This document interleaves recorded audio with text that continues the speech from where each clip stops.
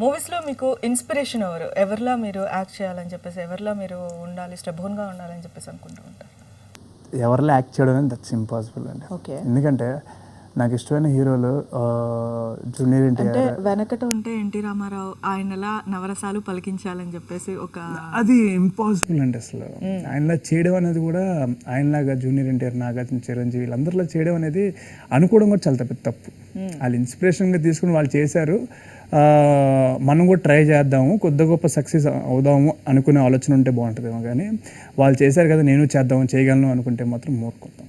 ఎందుకంటే కొన్ని కోట్ల మంది కొన్ని సంవత్సరాల నుంచి వాళ్ళని గుండెలో పెట్టుకుని పోషిస్తున్నారంటే అది ఓన్లీ బికాజ్ ఆఫ్ వాళ్ళ కష్టం, వాళ్ళకున్న లక్, వాళ్ళకున్న అన్నీ అండి, అన్ని ఆల్ రీజన్స్. అది అందరికీ రావండి.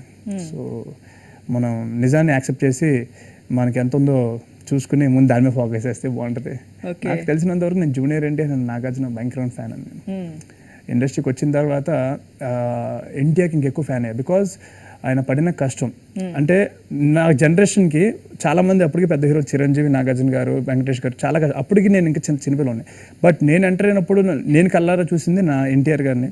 అండ్ నాగార్జున మళ్ళీ come back mass movie. So ఇది నా జనరేషన్ కాబట్టి సో వాళ్ళిద్దరి నుంచి ఎక్కువ ఇన్స్పైర్ అయ్యాను. సో ఎంత ఏజ్ పెరిగినా గ్లామర్ చాలా ఇంపార్టెంట్. అండ్ ఎంత సినిమా హిట్ కొట్టినా డ్యాన్స్, యాక్టింగ్ అనేది పెరుగుతూ ఉండాలి తప్ప నెగ్లిజెన్స్ వదలకూడదు అంటే ఇద్దరి నుంచి నేర్చుకున్నాను. ఓకే.